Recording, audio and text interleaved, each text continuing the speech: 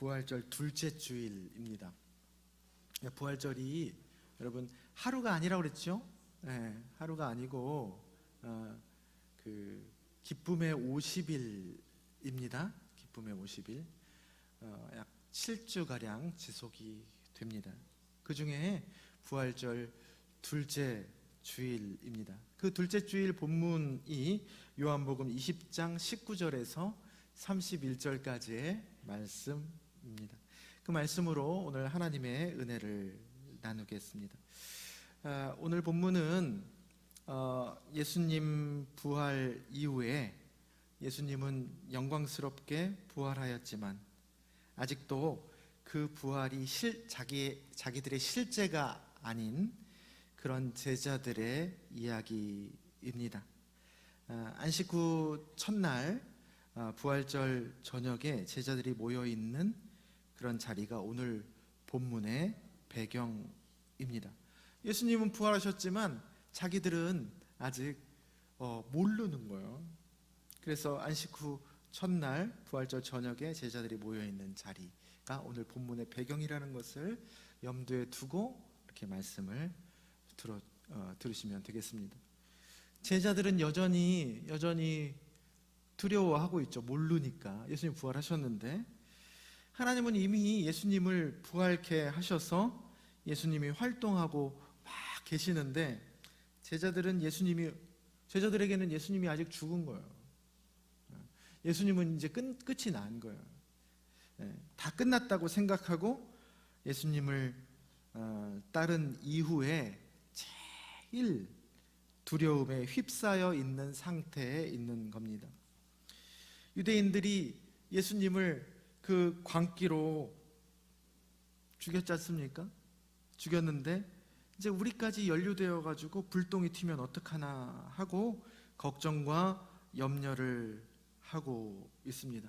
그래서 그 두려움의 상징이 오늘 어떻게 기록되어 있죠? 문을 닫았다. 너무 두려워가지고 문을 닫고 있는 거예요. 우리끼리만 있는 겁니다. 신앙생활을 하다가 예수님이 하나도 힘이 없어. 나는 그 때문에 고생하고 손해보고 억울하고 또 앞날이 불투명해지면 우리가 두려움 안에 갇히고 걱정과 염려로 자기 안으로 숨어서 스스로 단절되는 경향이 있습니다. 신앙생활 하다가 내가 그만큼 그것은 열정을 쏟았기 때문이고 그만큼의 기대를 했기 때문입니다. 여러분, 왜 가장 거룩한 것이 타락하면 가장 추해집니다. 가장 거룩한 것들이 그 거룩함을 유지하지 않고 타락해지면 가장 추해지는 것이 그게 이제 거룩한 것, 성스러운 것의 양면입니다. 종교의 명암이 그렇게 역사 속에서 그렇게 해왔듯이 가장 기대를 했던 기둥 같은 것들이 무너지면 가장 사람이 무너지는 겁니다. 실망과 좌절이 크게 됩니다. 그래서 이 두려움과 염려가 여러분 우리가 신앙을 가지고 있지 않은 사람들보다 기대가 크지 않아요. 신앙을 갖고 있는 사람. 근데 우리는 신앙을 갖고 있는 사람들은 뭡니까? 정말 소중한 것, 성스러운 것에 대한 기대를 갖고 있어요. 자기가 원하는 것이라도. 그런데 그것이 무너지면 그것이 예상대로 이루어지지 않고 그러면 그 두려움과 염려가 신앙을 가지고 있는 사람들이 더할 때도 많이 있습니다. 지금 제자들이 그런 거예요. 제자들이 가장 사람이 품을 수 있는 두려움과 염려를 가장 깊게 품고 있는 그런 상황입니다. 교회도 그렇죠. 교회도 한번 이렇게 여러분들 이제 얼마나 여러분들 순수합니까? 진정성이 있죠. 여러분들의 행위 자체가 진정성이 있는 거예요. 여기 와서 시간, 물질, 몸의 에너지 다 쏟으면서 이렇게 하나님을 섬기지 않습니까? 교회에 대한 기대가 있다는 거예요. 성스럽기 때문이에요. 근데 그 교회에 대한 기대가 한번 무너지면 어떻습니까? 이 두려움과 패배감, 또 실망과 염려가 교회 내에 어두움처럼 싹 스며들게 됩니다. 깊은 어두움입니다. 깊은 실망이고, 뭐 그 교회 바깥에 있는 사람, 신앙이 없는 사람, 교회 그까이 거 뭐 그거 뭐 그거 무너진다고, 그 뭐 실망했다고 그렇게 실망하나? 그렇지 않습니다. 신앙을 갖고 있는 사람들은, 제가 교회 다니면서 이제 이전 교회도 이제 외부 교회에서 수평이동 해온 분들이 참 많이 있어가지고 그분들의 이야기를 듣다 보면 그 맨날 며칠, 몇 달, 심지어는 해를 넘겨서까지 그렇게 슬퍼합니다. 가족을 잃은 것처럼 그렇게 깊은 상처 때문에 오래도록 아파하는 경우가 있습니다. 그만큼 교회에 대한, 성스러운 것에 대한 기대가 있었기 때문에 그게 무너지면 그렇게 실망을 하는 것이죠. 오늘 본문도 공동체의 이야기이잖아요. 어디에 문을 닫았습니까? 자기의 개인의 문을 닫은 게 아니에요. 개인 방에 모인 곳에 문을 닫은 겁니다. 공동체의 문을 닫은 거예요. 다 같이 예수님을 따르는 제자들의 공동체가 예수님을 잃어버려서 두려움과 염려에, 가장 깊은 두려움과 염려에 휩싸이게 된 것이죠. 그때 예수님께서 어떻게 들어왔는지 몰라. 문을 분명 닫았는데 이미 그 공간 안으로 들어와 계십니다. 손과 옆구리를 보여주심으로 내가 그러면 이해하겠는데, 영으로만 영이니까 뿅 하고 이렇게 나타나면 모르겠는데 손과 옆구리를 다 보여주셔요. 몸을 보여주신다고. 상처 입은 몸을 그대로 보여주십니다. 그러면서 몸을 입은 채로 내가 그 벽을 뚫고 온 겁니다. 어떻게 그럴 수 있겠습니까? 어떻게 그럴 수 있겠습니까? 몰라요. 모르는 거예요. 제가 저번 주에 말씀 나눴듯이 모릅니다. 그러나 된 겁니다. 이루어진 거예요. 하나님의 방식이에요. 부활은 신비한 방식으로 어디서부터 와서 어디로 가는지 모르게 오지만 우리의 코끝의 호흡으로 또 뺨의 느낌으로 있는 건지를 알 뿐입니다. 벽을 뚫고 오셔서 계시단 말이에요. 그게 팩트고 나머지는 어떻게 됐는지 모릅니다. 부활은 그렇게 우리가 모르나 실제하는 방식으로 운행이 되는 것입니다. 사람들은 그 주님이 어쨌든 그 신비한 방식으로 주님이 임재하셨는데 그 주님의 임재에 그 가장 깊은 두려움과 염려가 변하여서 어떻게 됩니까? 오늘 본문에서 기쁨이 됩니다. 오늘 본문에 또한 두 번째 사건이 24절 이하에 나와 있습니다. 안식 후 첫날 저녁에 예수님께서 나타나셔서 두려움이 변하여 기쁨이 되었을 때 그 자리에 한 사람이 없었죠. 그게 누굽니까? 도마죠, 도마. 이런 사람들이 꼭 뒷북을 칩니다. 자기는 여전히 부활의 빛을 경험 못한 겁니다. 도마만큼은. 그때 그 예수님이 임재하셨을 때 25절을 보면 제자들이 우리 주님 봤다고 그렇게 도마에게 얘기를 해주니까 도마가 그렇게 얘기를 합니다. 내가 그의 손에 못자국을 보며 내 손가락을 그 못자국에 넣으며 내 손을 그 옆구리에 넣어보지 않고는 믿지 아니하겠노라 라고 도마가 그렇게 얘기를 합니다. 여드레가 지나서 도마를 포함한 제자들이 다 있을 때 여전히 문을 닫았는데도 예수님이 그 자리에 또한 어떻게 오시게 된 거예요. 도마가 이제 나는 그 자리에 없었기 때문에 나는 보지 않으면 못 믿어. 내가 넣어봐야 돼 라고 하는데 그 사건이 있은 후에 여드레가 지나서 이제 도마를 포함한 제자들이 다 모여 있을 때 여전히 그와 똑같은 방식으로 문을 닫았는데 예수님께서 그 자리에 임재하십니다. 그리고 도마가 말한 그대로 도마의 손으로 직접 예수님의 상처를 만져보고 넣어보게 하십니다. 넣어보라고, 네 말대로. 그리고 넣어본 다음에 도마는 뭐라고 고백합니까? 엄청난 고백입니다. 나의 주님이시요 나의 하나님이시니이다. 그 당시 유대인들은 몸을 입은 존재에게 하나님이라고 절대 부르지 않았습니다. 하나님이란 이름을 쓸 때에도, 필사자들이 쓸 때에도 어떻게 했습니까? 여호와, 그 네 가지 글자거든요. 히브리어 네 글자입니다. 요드해 바브해.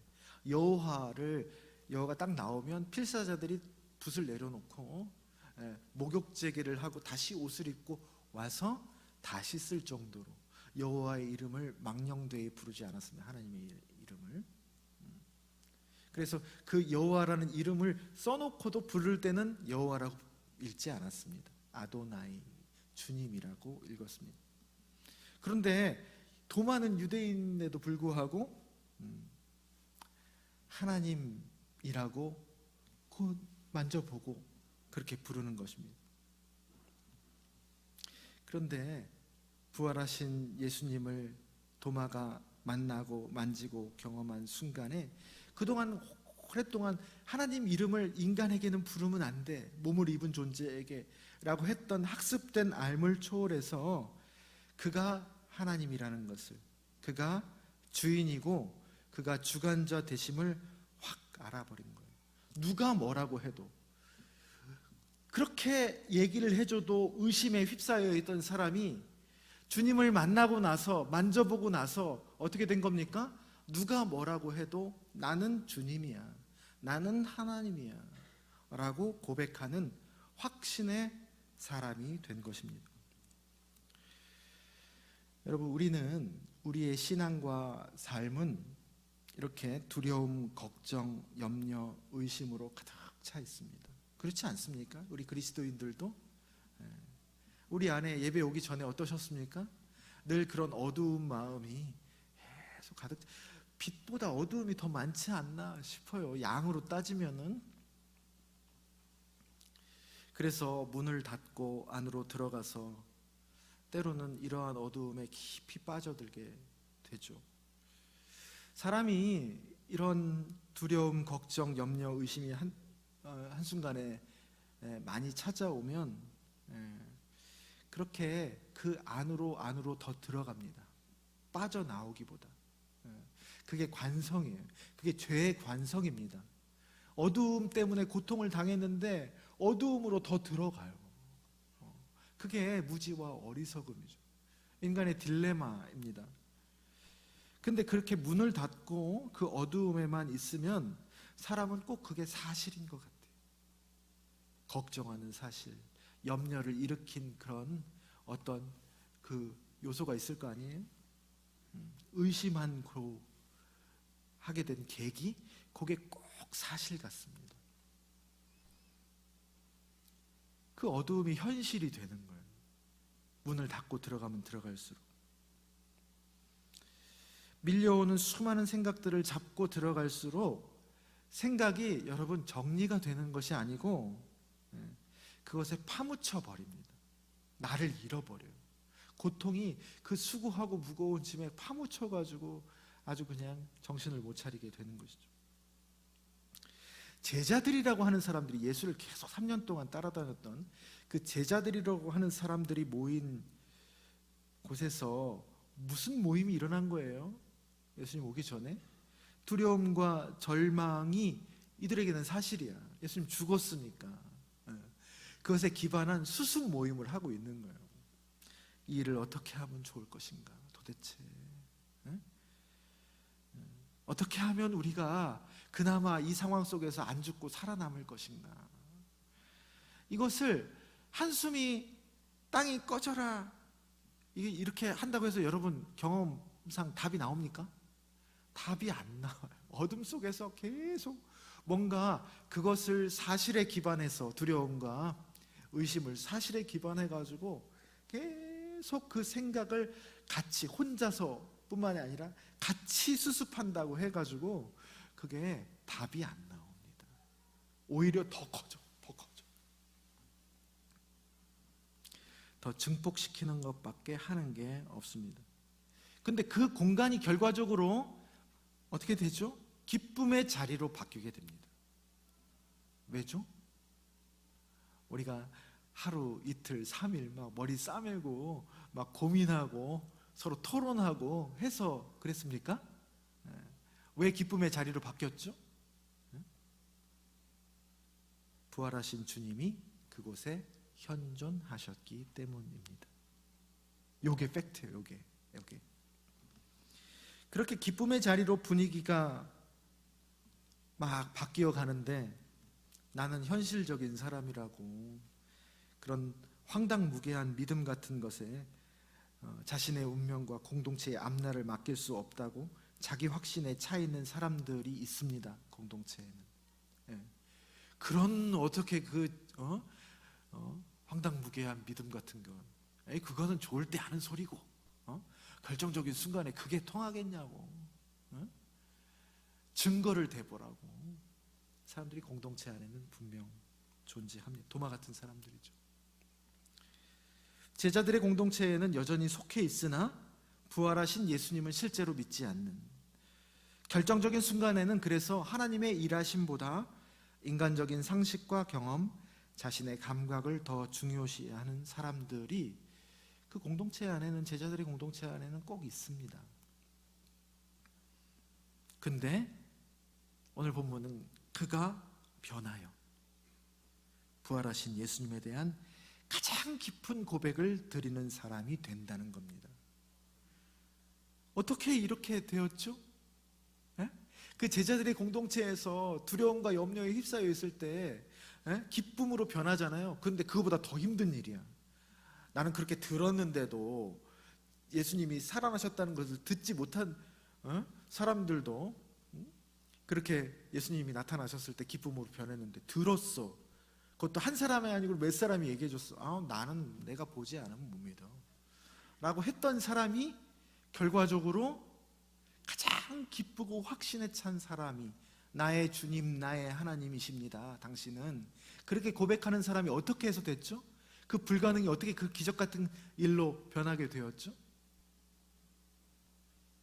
역시 주님의 현존입니다.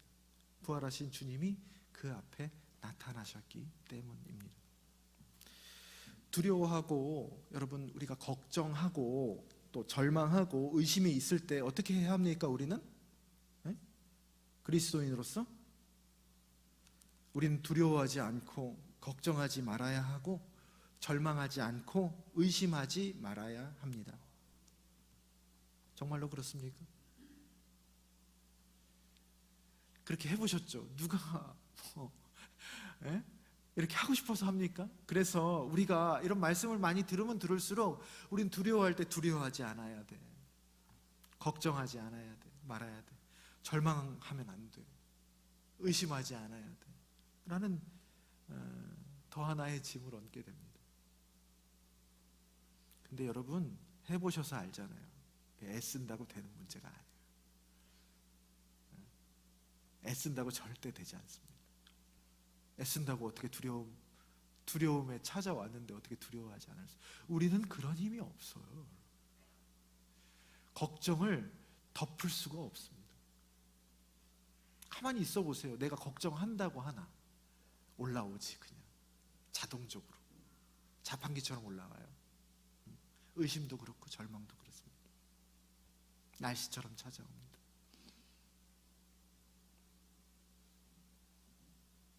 어떻게 그러면 두려워하고 걱정하고 절망하고 의심이 있을 때 우리 그리스도인의 처신은 어떻게 해야 합니까? 그것 가지고 싸우는 게 아니에요. 그걸 누르려고 하는 게 아니고 주님이 나의 그 꽁꽁 닫혀진 문을 여시고 거기 현존하고 계심을 발견함으로 그분께 피하고 그분을 주목함으로 슬픔과 두려움이 변하여 기쁨이 되고 의심이 변하여 확신이 되는 겁니다. 내가 하는 게 아니에요. 방향이 달라요. 비슷한 얘기 같지만 방향이 다른 겁니다. 내가 이 두려움과 의심과 걱정과 염려라는 어두움과 어떻게 해보는 게 아니고 요건 요대로 두는 거예요. 내가 어떻게 할 수가 없어. 다른 방향으로 움직이는 겁니다. 주님을 찾는 거예요. 주님이 나에게 다가오시는 것에 민감한 거예요. 그분께 피하는 것으로 요걸 해결할 수 있는 거예요. 이게 신비한 방식입니다. 이게 기적 같은 거예요. 이게 그리스도인의 삶의 방식입니다. 여러분, 부활신앙, 지금 부활절을 계속 지나고 있는데 부활신앙은 뭡니까? 죽었다가 다시 살아나는 것이 부활신앙의 최종적인 메시지가 아닙니다. 그 죽었다가 다시 살아난 부활을 누가 하신 겁니까? 누가 하신 거죠? 하나님이 하셨다. 몇 프로? 부활의 메시지는 몇 프로 하신 거죠? 하나님이? 100% 하신 거예요. 100%. 100% 하나님이 하셨다라는 게 부활의 메시지입니다. 무력하게 죽고 아무 힘도 없는 시체, 그것도 다른 존재도 아니고, 아니 성자 하나님이신 예수 그리스도, 능력이 많으신 예수 그리스도를 성부 하나님이 100%의 기여로 성자 예수님도 그냥 100% 하나님께 맡겨드리고 그분의 방법으로 그분의 때에 그를 살리셨다라는 게 부활의 메시지입니다. 그래서 부활의 메시지는요, 최종적인 메시지는 죽었다가 살아나는 게 아니고 뭡니까? 하나님이 살아계시고 다스리신다가 부활의 가장 최종적인 메시지입니다. 사실 모든 성경의 이야기들이 여러분 이것을 증거하고 있습니다. 하나님이 살아계시고 다스리신다를 증거하고 있습니다. 성경에 여러 약속이 있는데 가장 처음부터 끝까지 제일 밑바탕에 써있지 않아도 약속하고 있는 밑바닥에 수맥같이 흐르는 약속이 있어요. 기본 약속입니다. 그 약속이 뭐죠? 내가 너희와 항상 함께 하겠다. 임마누엘입니다. 그리고 오죽하면 예수님의 이름도 임마누엘일까? 그게 써있지 않아도 밑바탕에 깔려있는 바탕색 같은 약속이에요. 성경의 모든 약속은 우리가 알고 있는 하나님의 가시적인 약속들은 이 보이지 않는 밑바탕에 깔려있는 내가 너희와 항상 함께 하겠다의 변주곡들입니다. 거의 파생 상품들이야. 그 약속을 하고 있는 겁니다. 부활 사건은 그 하나님의 살아계심, 다스리심, 그 함께 하심을 가장 결정적으로 보여준 사건이기 때문에 성경 최고의 사건입니다. 내가 항상 너희와 함께하고 있어를 부활 사건을 보면 부인할 수가 없는 거예요. 순도 100%의 사건이란 말이에요.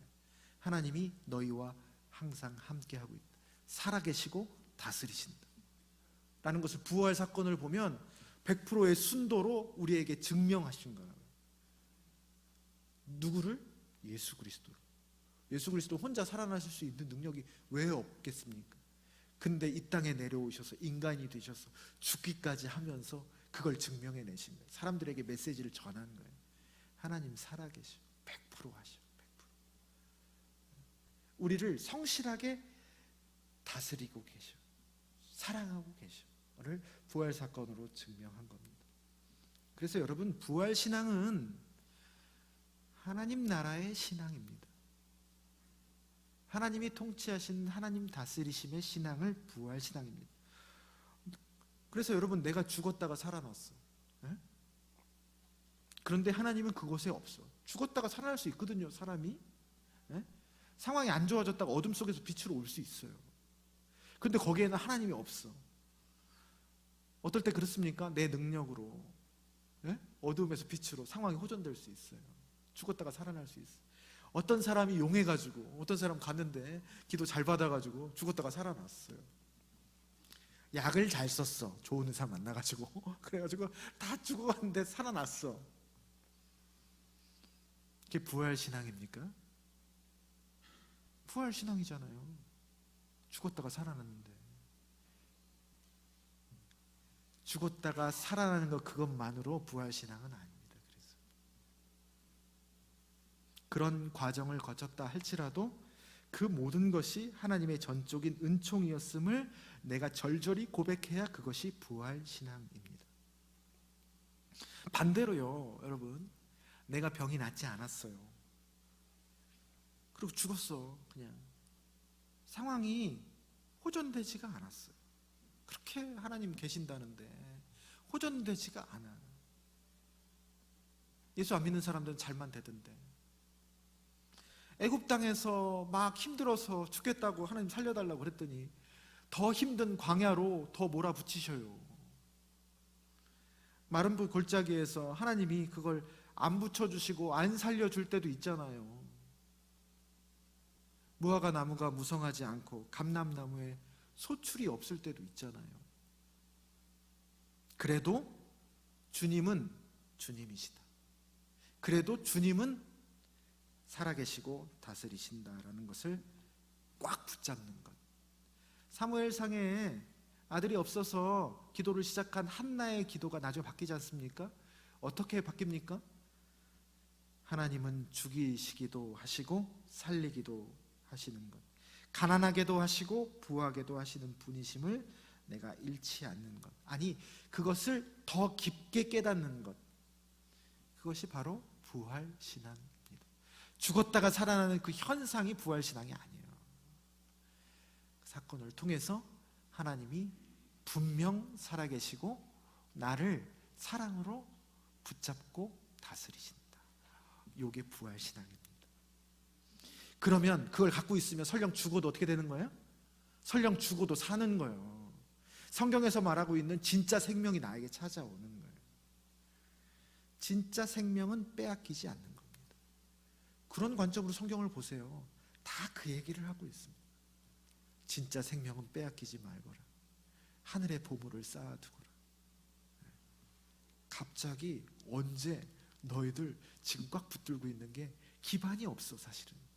근데 기반이 없는 것 같은 하늘에는 진짜 반석이 있다는 거예요.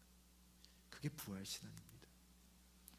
그래서 우리의 신앙의 모든 장치와 방편들은 여러분, 우리가 두려움을 없애고 걱정과 염려를 몰아내고 의심을 사라지게 하는 것, 그렇게 상황을 어두운 곳에서 밝은 곳으로 호전시키기 위한 것으로 신앙의 모든 방편들을 향하면 안 됩니다.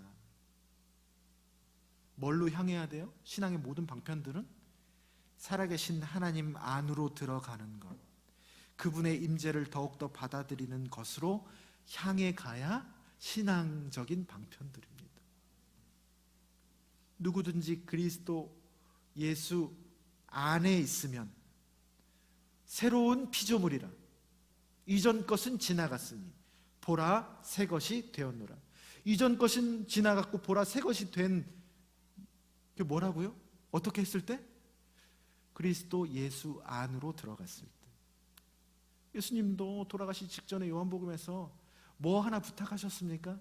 나의 안에 거하라. 그거예요, 그거. 그것밖에 할 게 없습니다. 포도나무에 붙어 있는 거예요. 예배도 여러분 그래서 깻잎 한 장 차이입니다. 내가 위로받고 내가 깨닫는 것, 그게 예배의 목적이 아니에요. 그래서 내 삶이 나아지는 것, 이게 예배의 목적이 아닙니다. 예배의 목적은 뭡니까?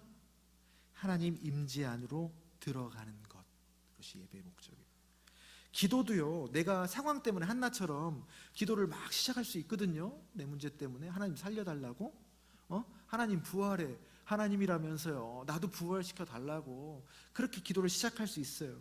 그렇게 시작했더라도 결국 그를 통해서 하나님을 알아가는, 하나님이 하시는구나, 하나님의 뜻이 결국 옳구나 라는 것을 체득하는 과정이고, 우리의 헌신도 여러분 그 헌신을 통해서 내 몸의 소유권, 내 은사의 소유권, 내 물질의 소유권이 하나님께 있음을 고백하는 것으로 그렇게 끝맺어져야 그것이 하나님이 주인 되시는 교회를 세워나가는 바른 봉사와 헌금이 되는 것입니다. 나머지 목적이 부수적으로 있을 수 있어요. 봉사 필요가 있으니까, 예? 교회가 돌아가야 되니까 그렇게 해서 봉사와 헌금하면 그 정도밖에 안 됩니다. 교회의 봉사와 헌금은 하나님께 점점 옮겨가요. 하나님 중심적이 돼야 돼요. 하나님 임재 안으로 들어가는 거예요. 내 소유권이 하나님께 있구나 라는 것을 봉사하고 헌금하는, 헌신하는 사람들은 계속 그걸 위해서 하는 거예요. 하나님을 알아가는 과정. 그래서 여러분, 예배의 형식, 기도의 스타일과 방법, 통성 기도를 하느냐, 침묵 기도를 하느냐, 이 중요하지 않습니다. 봉사와 헌금의 형태 다 바뀔 수 있어요. 그런데 그게 이 본질을 지키기 위한, 살아계신 하나님의 살아계심과 다스리심을, 이 본질을 지키기 위한 새 부대가 되어야 되는 것입니다. 그랬을 때 부활의 여러 현상으로 나타날 수 있는 것입니다. 그렇지만 이것이 우리가 원하는 방식과 결과로 나타나지 않습니다. 그 또한 전적인 하나님의 몫입니다. 이 깻잎 한 장 차요. 진짜로 요거 제사와 제밥, 요거 깻잎 한 장 차이입니다. 우리가 제사를 드리는 제밥에 관심이 있어. 제사 그 자체를 드리는 거거든요. 구약부터 신약까지. 오죽하면 너의 몸을 드리라고 그랬을까. 제밥에 관심이 있어. 제사를 드리면 어떻게 되느냐. 살리는 것이냐, 사는 거냐, 아니면 하나님이 하시는 거냐, 어디에 방점을 찍느냐에 따라서 여러분, 이게 신앙이 완전히 달라져. 처음에는 깻잎 한 장 차이였다가, 세 가지 시험에서도 그렇잖아요. 예수님이 그 깻잎 한 장 싸움을 하는 거예요. 마귀의 유혹이 그럴듯합니다. 너 이 상황에서, 광야에서 이 상황인데 살아야 될 거 아니냐, 돌이라도 떡으로 만들어가지고 살아야 될 것 아니냐. 맞죠? 살아야 합니다. 그런데 예수님 뭘로 이긴 겁니까? 아니, 사는 게 목적이 아니야. 뭘 어떻게, 여호와의 입에서 나오는 모든 말씀으로 살아가는 것이 진짜 사는 거지. 하나님과 사는 것과의 싸움입니다. 그래서 결국 그 알맹이와 그 껍데기, 바로 알맹이 위에 있는 껍데기 안에 그 미묘한 싸움이에요. 거기서 예수님은 승리로 그것을 보여줍니다. 이 깻잎 한 장을 늘 깨어있음으로 분별하지 않으면 우리는 어느새 금송아지 신앙이 되어버립니다. 하나님을 모시는데 금송아지를 섬기고 있는 거예요. 이단의 유혹에도요, 마귀가 유혹하듯이 이단이 요 틈새를 파고들거든요. 어떻게 하나님 믿으면 어떻게 된다의 방점을 찍고 우리를 계속 유혹합니다. 왜냐하면 우리는 늘 두려움과 염려와 의심 때문에 고통스러워하거든요. 이거를 이 약 한번 잡숴봐, 이거 없어져 라고의 방점을 찍습니다. 그럼 이단에 홀딱 넘어가는 거예요. 홀딱 넘어가. 내성이 약해지는 겁니다. 오늘 너희에게 평강이 있을지어다 라는 말씀이 오늘 본문에 3번이 나오죠. 무슨 평강이죠, 여러분? 주님이 주시는 평강입니다. 부활하신 주님의 임재와 축복, 성령의 선물입니다. 바로 이게 있어야 우리의 모든 어두움이 합력하여 오히려 더한 밝음이 되는 것입니다. 바로 이것이 있어야, 우리가 뭔가 있어야 믿잖아요. 뭔가 있어야 믿어. 그게 주님을 믿는 것인지 신기한 표적을 믿는 것인지 모르는 그런 신앙에서 상황이 좋아지지 않고 설령 표적이 없어도 하나님의 살아계심과 다스리심을 믿는, 오늘 성경에서, 오늘 본문에서 복된 이들이라고 하거든요. 그 복된 이들이 되는 겁니다. 29절에 복되도다 말씀하셨던 그 믿는 자들의 헬라어 원어는 계속 믿는 자들입니다. 계속 믿는 자들이 복되도다 말씀하시는 거예요. 상황의 변함없이 죽이든 살리든 가난하게 하든 부하게 하든, 주님이 보이든 안 보이든 넣어보건 안 넣어보건 계속 주님의 현존, 부활하신 주님의 살아계심과 다스리심을 믿는 사람들은 복되도다 말하는 겁니다. 지난 주일은 주님이 부활하신 날이고, 이번 부활절 둘째 주일은 그 부활의 은총을 우리가 받아서 우리가 부활하는 날을 기념하는 것입니다. 우리가 부활한 거예요. 예수님이 부활했는데 제자들은 부활 아직 안 했잖아. 근데 비로소 여들에 지나고 난 다음에 다 부활합니다. 부활을 받아들이는 거예요. 예, 주님의 현존을 붙잡고. 그래서 오늘을 부활절 둘째 주일을 제8요일이라고 합니다. 영화 제목도 있죠. 제8요일 부르기도 하죠. 부활 후 여드레가 지나고 도마에게 나타나서 그의 어두움을 빛으로 바꾸어 주신 날이고, 부활의 은총은 다름 아닌 보이거나 보이지 않거나 믿음으로 받는 것임을 알게 해주신 부활을 깨달은 날이기도 합니다. 그래서 오늘 교회력 본문이 바로 이 본문입니다. 그래서 상황에 상관없이 요동하지 않고 여호와가 나의 목자시니 내게 부족함이 없다 고백하는 저와 여러분, 우리 낮은 동산 교회 되기를 주님의 이름으로 축원합니다.